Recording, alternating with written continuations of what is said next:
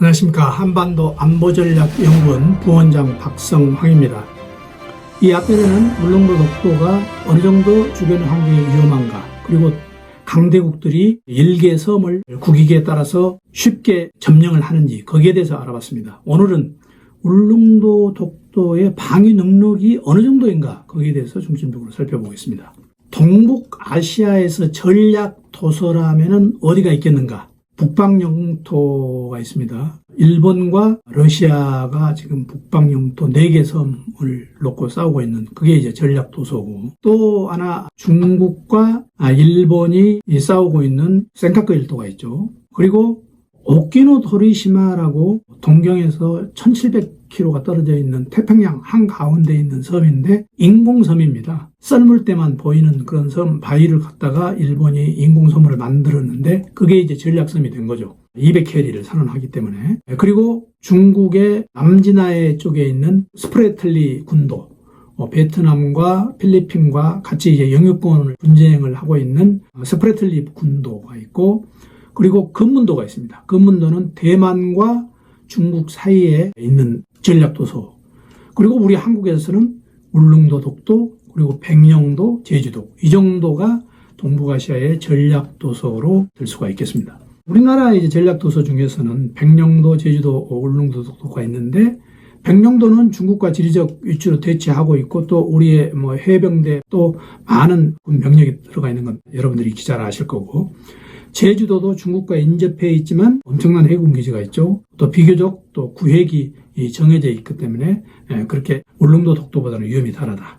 하지만 울릉도 독도는 동해 한가운데에 있었고 영유권 분쟁과 여러 가지 문제로 위험에 완전히 노출이 되어 있다. 그걸 말씀드리고자 합니다.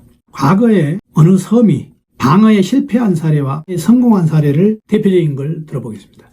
첫째, 오키나와가 방어에 실패한 사례로 들 수 있죠. 미군이 미드웨이 해전에서 승리를 하고 승승장구를 해서 그 기세로 틀림없이 오키나와를 침략할 것이라는 걸 일본에서도 알고 있으면서도 방어체제를 일본에서는 군사기지 건설 위주로 방어체계를 점검을 하고, 그러니까 항공기지 중심으로 방어체계를 점검을 했는데 기본적인 다른 시설은 거의 없이 민가, 공민관 이런 걸 그냥 사용을 함으로 인해서 여러 가지 군의 전략성으로 미스가 있었다. 그래서 오키나와가 방어 실패한 대표적인 사례로 지금 보통 꼽히고 있습니다. 어디는 방어에 성공했느냐? 금문도라는 데가 있습니다. 금문도는 이렇게 지도에서 보시면 대만보다 훨씬 본토에 가깝죠. 금문도가 과거 장개석이 대만으로 쫓겨오고 중공과 당시 계속 전투를 할 때 대만을 중국이 점령을 하고자 할 때 금문도를 반드시 거쳐야 되죠. 이 금문도에서 엄청난 싸움이 벌어졌습니다. 그래서 1949년 10월 24일부터 26일까지 무려 2만 명의 중공군이 사망한 섬이 금문도입니다. 그리고 물론 또 1958년에 중국이 강력한 포격으로 다시 한번 금문도를 공격을 했지만, 그리고 또 미국도 여러 가지 세계 전략상으로서 장개석한테 금문도를 포기하라고 했지만 결코 포기하지 않는 섬이 금문도였다는 거죠. 그래서 금문도가 대만을 결국 살리게 됐다. 금문도는 어떻게 그 조그만 섬에서 방어를 잘 할 수가 있었느냐. 그게 이제 나중에 여러 가지 분석을 한 결과, 이런 결과가 나왔습니다. 방위사령관이 6회 공군을 통합적으로 지휘했고 약 5 내지 10만 명이 배치가 돼서 지역 방어와 기동 방어를 병행했고, 그리고 모든 진지를 갱도하고 해안 장애물 설치하고 정보 수집 체계에서부터 작전, 전력 구조 이런 걸 모두 다 체계화시켜서 미리미리 대비를 한 결과다. 이게 이제 결론적인 거죠.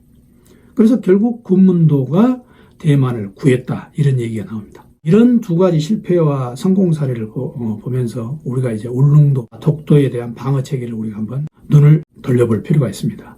울릉도 지금 방어 체계는 제118 조기경보전대라고 해서 해군 제1함대 소속인데 도서방위부대죠. 소속 함정은 없고 대령급 부대인데 인원이 소수입니다. 또 이제 육상 전투 병력은 예비군, 거기에다가 해병 1사단 소속의 1개 보병대대가 교대로 상주하는 이 정도. 그리고 이제 경찰 작전부대로 울릉도 경비대, 이게 이제 전부죠. 공군은 제319 방공 관제대대가 있습니다만, 그러니까 쉽게 얘기하면은 울릉도를 본격적으로 방어하는 것보다는 단지 울릉도를 경비한다, 이런 수준이죠. 물리적인 지상전, 정규 수륙전 여기에 대비한다기보다도 울릉도를 단순히 경비하는 이런 수준이라고 보실 수 있습니다. 민간 방위 체제로는 이렇습니다. 통합 방위 협의회 이제 매분기 있는데 군청, 경찰청, 해군 118전대, 동해안 해양경찰서 이렇게 해가지고 민관공경으로 재해관리, 전시 대비 계획으로서 훈련을 하고 있습니다. 어떤 위험 요소가 있느냐? 물론 중국이 가장 큰 위험 요소입니다. 중국의 해양 전략을 우리가 조금 살펴볼 필요가 있습니다. 중국의 해양 전략은 아주 큰 전략으로는 그냥 반접근 지역 거부 전략이죠. 이거는 이제 큰 전략이고, 작은 전략으로는 회색지대 전략이 있습니다. 이건 뭐냐?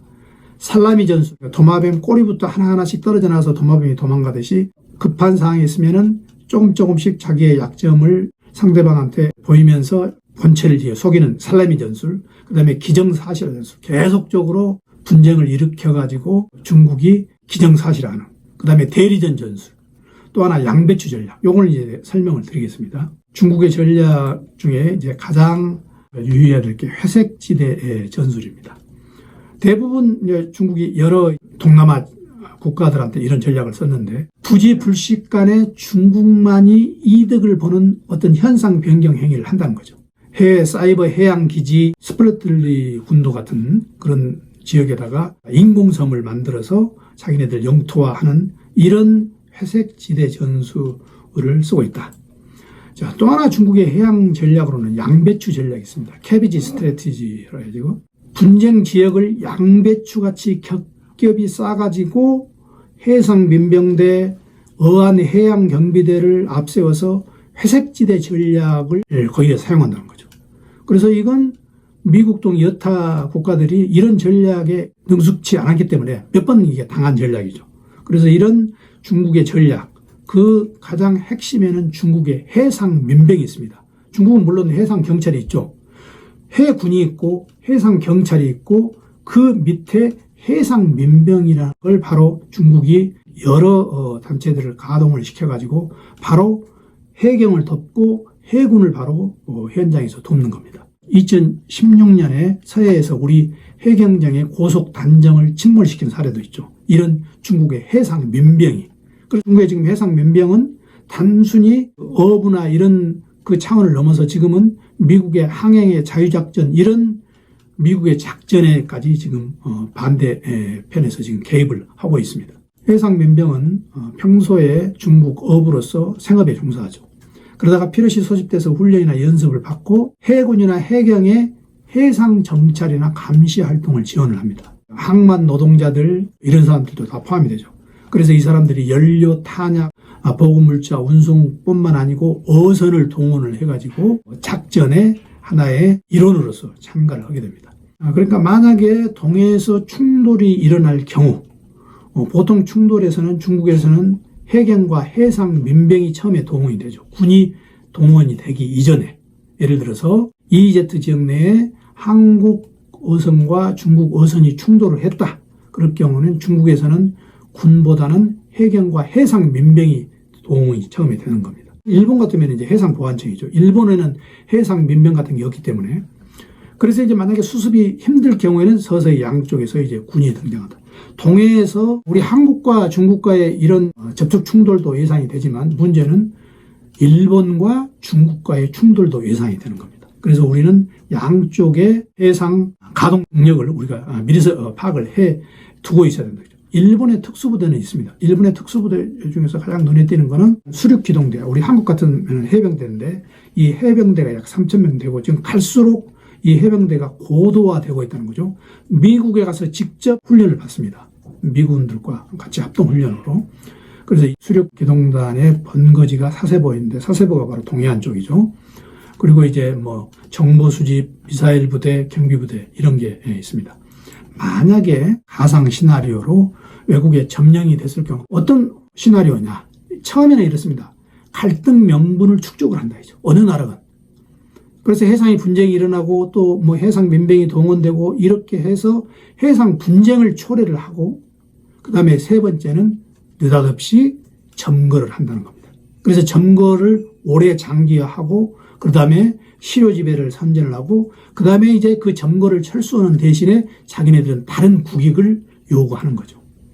이런 전략이 있다는 걸 우리는 꼭 알고 있어야 된다. 그럼 우리는 어떻게 대응을 해야 되느냐? 우리는 동해 상황과 동중국해, 남중국해 상황 관계에 반대입니다. 왜 그러냐면 남중국해나 동중국해는 중국이 주도권을 갖고 다른 나라가 거기에 항행을 하는 그런 구도고 이 동해는 중국은 연안국이 아니고 한국과 일본이 연안국인데 그 연안국에 중국이 항행을 하면서 문제를 일으키는 거죠. 그래서 우리가 이런 시스템을 우리가 잘 알아서 대응을 해야 된다. 결국 우리의 대응은 지금 러시아도 지금 포함되죠. 우크라이나 전쟁 이후에 러시아하고 북한하고 긴밀화돼가지고 러시아도 포함이 되니까 러시아의 흑해 관련 정책 이것도 우리가 입체적으로 많이 입수를 해야 된다. 그래서 북방항로 앞으로 일어날 북방항로 또 북방항로는 결국 사회주의 국가들의 주도 항로가 될 가능성이 많고 여기에 대비를 해야 된다. 그러려면은 우리가 지금 가장 현실적인 문제로 이런 중국과 러시아와 북한의 이런 움직임에 가장 우리가 지금 할 수 있는 것은 한일 간의 협조다. 물론 역사 문제, 영토 문제는 별도로 국익을 치밀하게 요구를 해야 되지만 실제로 지금 북한 미사일 문제, 중러 합동 훈련 문제, 북방 항로 문제는 우리가 일본과 긴밀히 협조를 해가지고 우리의 이익을 지켜야 된다. 지금까지 우리가 3번에 걸쳐서 울릉도 독도의 위험성과 그리고 방해 능력 제어 필요성을 이야기했습니다. 시청해 주셔서 감사합니다.